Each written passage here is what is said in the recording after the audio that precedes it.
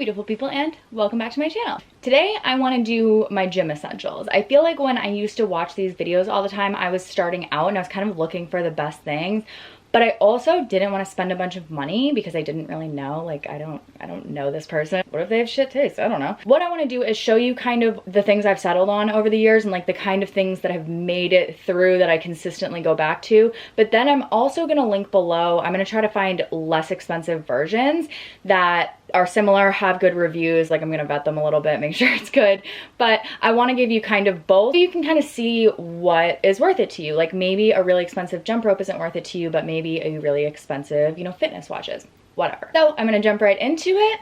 Let's get started. My first item on this list is kind of my like tried and true. I have the Fitbit Versa 2 and I love this thing. I for so long was like, oh, I should just get an Apple Watch, I should just get an Apple Watch, and I don't text or call on my fitness watches. Like I will look at what's coming through, but I won't do anything about it. And this now does all of that. So like your emails can come through and your texts and your calls and like all of that. So I'm notified, and that's kind of the point when I'm coaching, like I know what's going on, but phenomenal. I really like their interface. I really like their metrics, and they also now have metrics that compare to Whoop, which I've also had. And with that, I think it looks a little bit more professional than a Whoop for when I'm coaching. And I also know the time, which is a big bonus. Next, we have my weightlifting belt.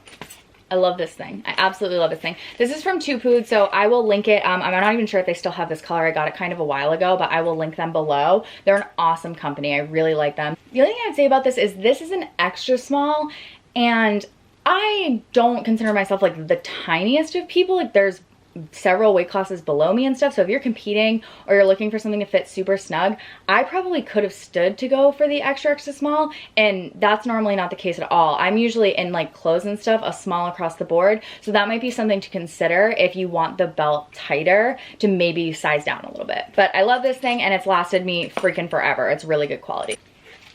Okay, so this item is one of probably the biggest recommendations I would make to somebody that is new. When you are not used to working out, you know, having a barbell in your hands or hanging off a bar or anything like that, your hands can get absolutely torn to pieces and it hurts. Like when your hands rip, it freaking hurts, and you do everything with your hands, so it hurts all day. It's the worst. Pro tip, put chapstick on your rips so that when you open your hand, it doesn't split back open.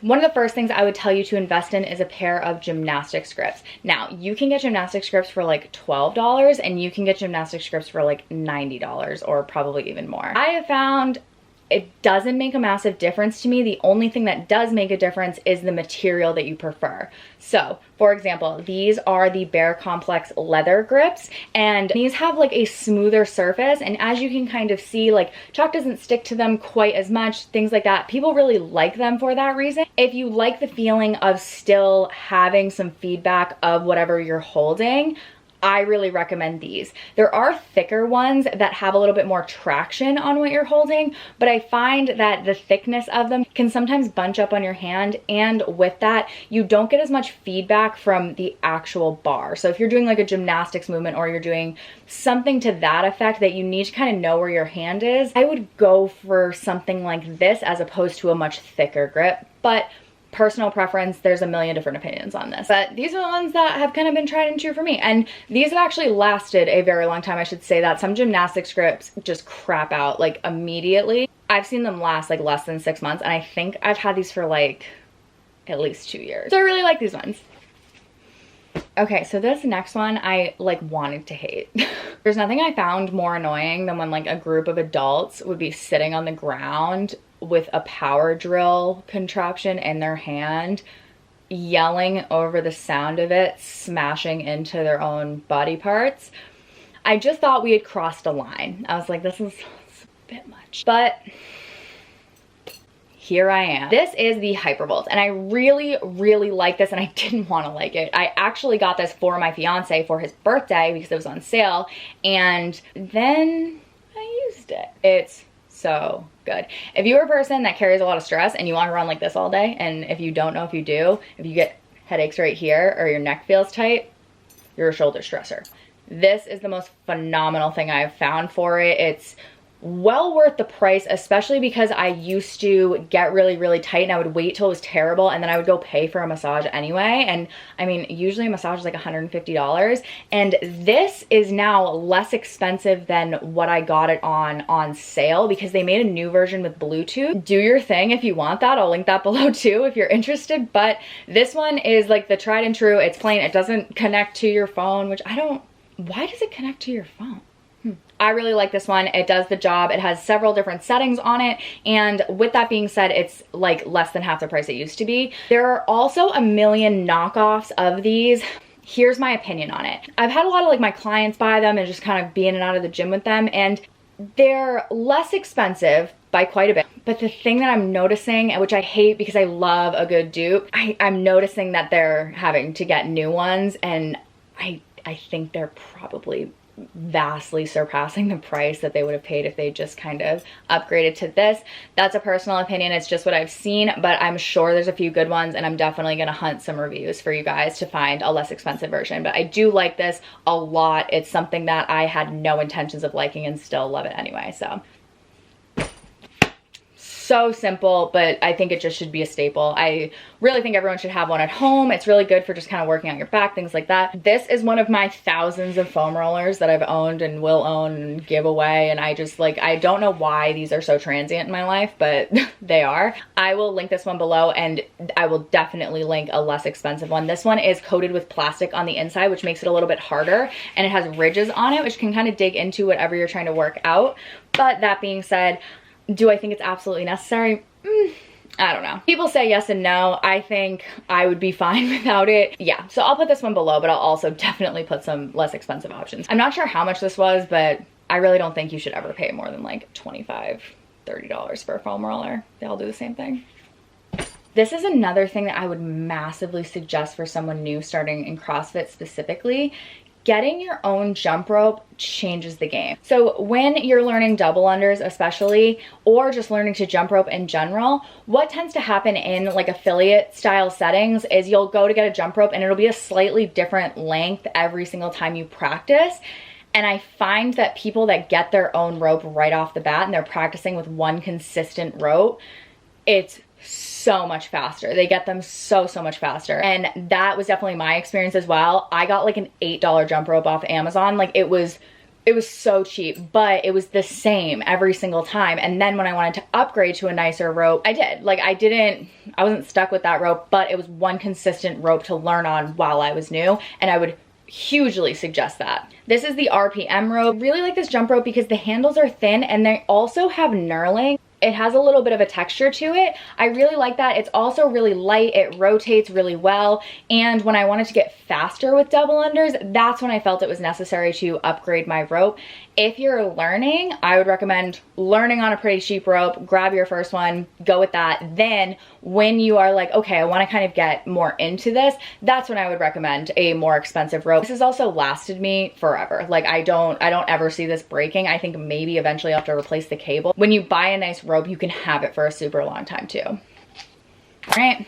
Where my big booty girls at? My glute bands. I love my glute band. This is something that I use to warm up for squats and also just to do accessories with. If you are someone that you've ever been told to not use your back or use your legs when you squat or point your chest up or things like that, you're probably not engaging your posterior chain, which is your butt, your hamstrings, everything behind you. This helps warm those muscles up so they are primed when you do those bigger lifts to activate and get involved in the lift.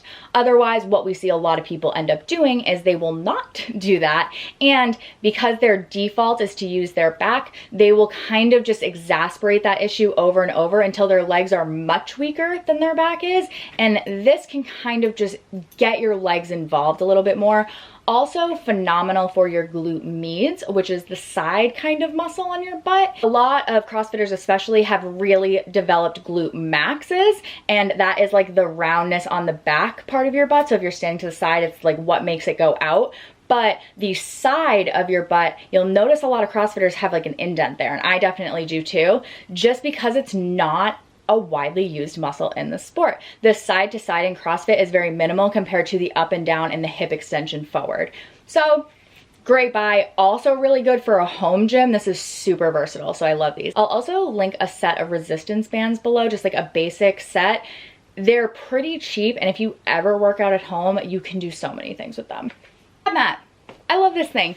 It's super helpful, honestly, not just for ab exercises, but when I work out at home, when I do lunges, if I'm doing like, I can do handstands in my apartment, when I do like handstand push-ups or things like that, this just comes in handy for kind of padding the things at your house that otherwise would make working out at home kind of annoying. Like gyms usually have a relatively soft floor, they have some bounce to it. If you're working out on like hardwood floors, like this just comes in so useful. But the big thing that this is meant to do is support your lower back when you do sit-ups.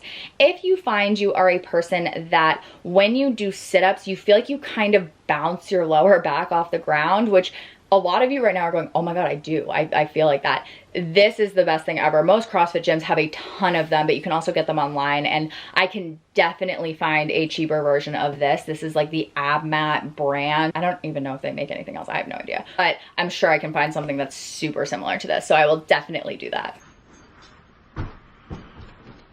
So I've just now realized that my goat tape is holding up my ring light, so not gonna be able to show you. But goat tape tapes around your thumbs. I have a video on how to tape your thumbs and why people do it. If you're interested in that, I'll link it here. But that being said, goat tape, it will help your thumbs just not like bleed or hurt or whatever when you do Olympic lifts. And I really like goat tape because it's sticky enough, because I have like really sweaty hands sometimes, and it's sticky enough that even if my hands get sweaty while I'm working out, it doesn't like slip off. And I had a massive problem with that with the WOD Done grip type things.